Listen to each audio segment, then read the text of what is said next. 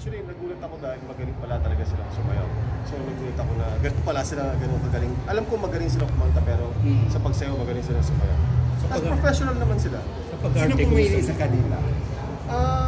Kasi ginage ko kasi yung ano, yung parang physique nila. One of the, di ba, kumbaga, have a great physique, di ba? So in terms of sa character, pasok kasi sila dun sa in-envision kong character. Tapos, nag-audition ba sila for the role? Hindi, inantik ko na lang sila. And then, matagal ka nawala? Paano buti kilala mo sila? Oo naman. Nagkatrabaho kami ni Aljur sa kay Senator Bong na show, Indio.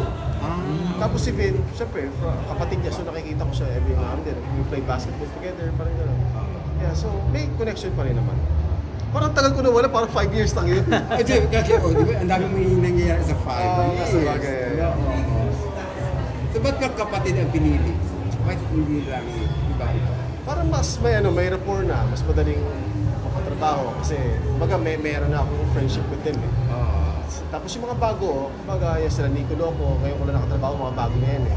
So, pero ano naman siya, magaling siya professional sa Nico, magaling siya umarte. Sa pagsayaw nga lang, kumbaga challenge, pero eventually, lumambot din yung katawan. Paano conceptualize ang wild?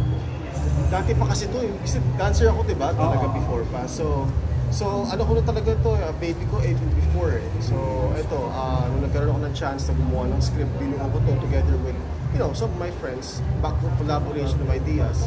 And then, nakita ko din yung, kumbaga pinattern din, hindi naman talaga gano'n na gano'n, pero Magic Mike, Step Up, and then Stamp the Yard. So hindi na siya pa-sexy lang, talagang total performance siya na ano siya, dance, ano talaga movie. Kasi wala pang dance movie sa atin masyado, so yun ang gusto kong i-present sa tao. Sexy dance. Sexy meron. Lalo yung magkapatid, so sila yung nagpakita ng sexy dance doon, yung magkapatid talaga. Tsaka si Christoph magaling sumayaw. Direct, paano nyo nakuha si Arwin Santos for this movie? Ayan, that's a good question. So, niligawan natin yan na sabi ko, kasi di ba nag-TikTok siya, nagaganon siya sa TikTok, sabi ko pwede to ah.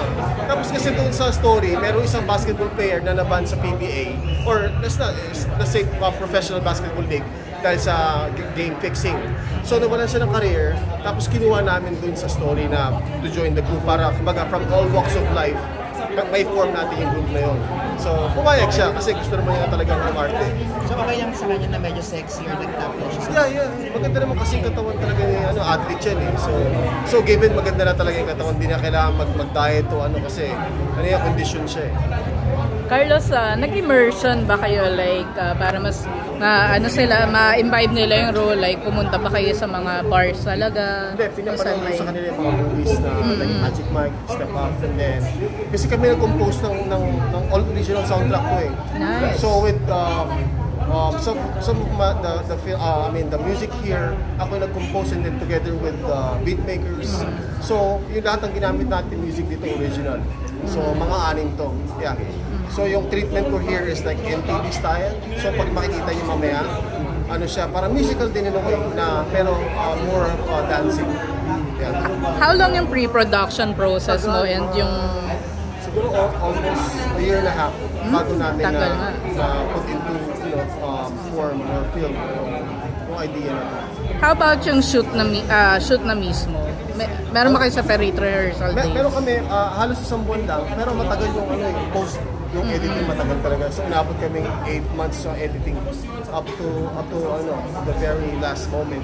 Kailangan may mga minor adjustment kaming ginawa. So yun, nag-focus kami sa post eh. Kaya natapos to last year, but took you so long?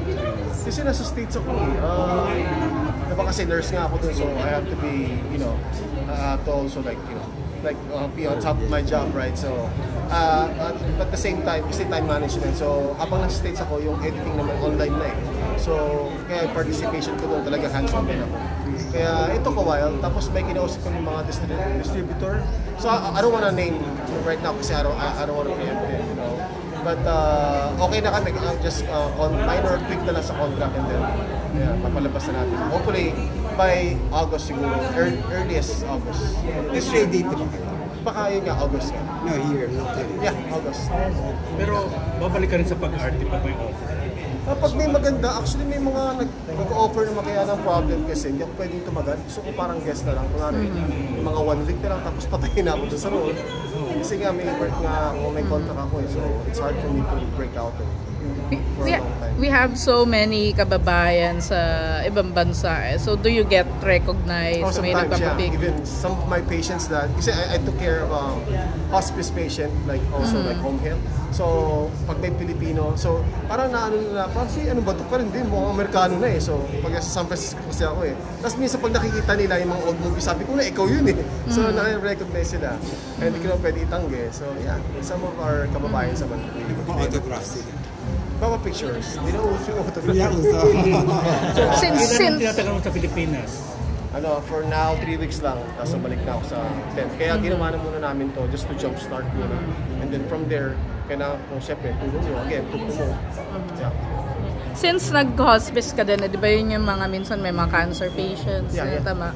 So, meron bang yung parang tumatak talaga sa'yo? Kasi kahit naman sabi mong job mo yan, parang still syempre, gets to you. Yeah. Especially if you have like because you frequently visit them eh. And then you build a bond in relationship with the patient, especially kung yun, malapit na nga. So minsan pagka alam mo, nakikita mo yung death rattle, tawag namin dun eh. So wala kang magawa kundi just to tough enough na lang, parang gano'n lang. Between acting and directing, saan ka mas relax? Mas gusto ko yung directing. Mas passionate ako. I don't know, I just love storytelling. Kasi I have a gift like yung sa script, pag gumagawa ko ng script, parang nakapanood ko na lahat ng eksena. So, may taga-sulat or taga-input ng mga yung nakapanood ko. So, parang gano'n na nakapanood ko na siya sa vision ko eh. Sa imagination ko, masyadong malalim imagination. Ano yung last movie mo? So, yung isang ginawa ko yung directorial ko is Piring, which I won Best Screenplay for World Premiere Film Festival. That was like 2 years ago. 7 years ago or 8 years ago. Bago nag-COVID, and then I did Latay. It's like a hazing movie. Pero hindi pa namin napalabas ang bida doon si Paul Salas, Buboy Villar, and Lance Serrano. So hopefully may palabas yun this year. And then yung role yung may ginawa din ako isang film na nag-best actor naman ako for Manhattan Film Festival. So mapalabas din yun eventually. And then I have another one coming up. Baka we're gonna shoot the film this coming December when I get back. Last Island naman, Last Island. So parang thriller siya eh. Thriller, murder, mystery. You direct it? Yeah, I will direct it.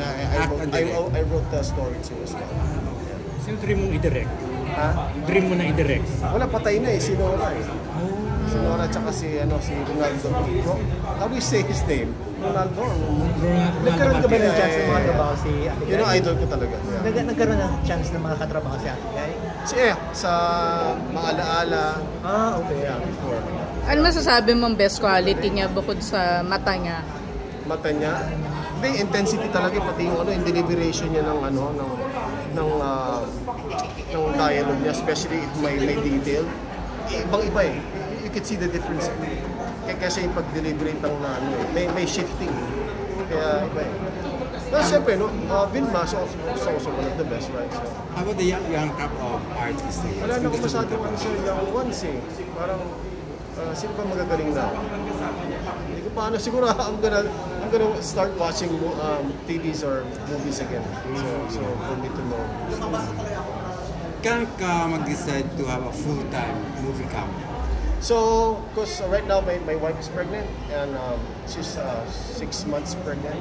And then, ang decision ko is after 4 years, balik kami dito. So, we're gonna stay here for like maybe 8 years before going back to the States. Kasi gusto ko i-raise here yung bata para... Iba kasi dito may mga values sila Pag sa Amerika parang wala nang salbahin. So, gusto ko dito yung Filipino style pa rin para... may respect pa rin. May po, diba? Sa mga matatanda. So, babalik ako after mga 3 or 4 years. So, dito muna ako for a while. Mag-business muna kami here. Ilan na anak mo ngayon? Ngayon pa lang, siya pa lang, first time. So, first baby ko to, kaya excited din. As far as I know. Wala pa namang umaamin. Why watch Wild? Yes, because it's one of a kind. It's really it's well put together like dance choreography, and also like what I said, all original music, which talagang pinaghirapan namin, and also is a mixture of comedy, and at the same time, kaya makikita natin magandang katawan nila kasi talagang pinaghirapan nila. Actually, si Vin, na-hospital yun dahil sobrang diet and over-fatigue sa pag-shoot namin. Na-hospital siya. You demanded. Ha? You demanded more of that sa kanya, yung katawan niya. Oh, dapat lahat eh. Kaya dapat lahat dapat lahat sila physically fit kasi mahirap din sumayaw eh. Pati yung choreography. So, yun yung mga one of our challenges sa film na yun nga, requires to be dedicated in terms of dieting. So, kahit paano naman in a short span of time, nakapag-adjust sa diet nila. In 3 words, how would you describe Carlos as a director? I'm dedicated, passionate, and loving. Thank you. Thank you.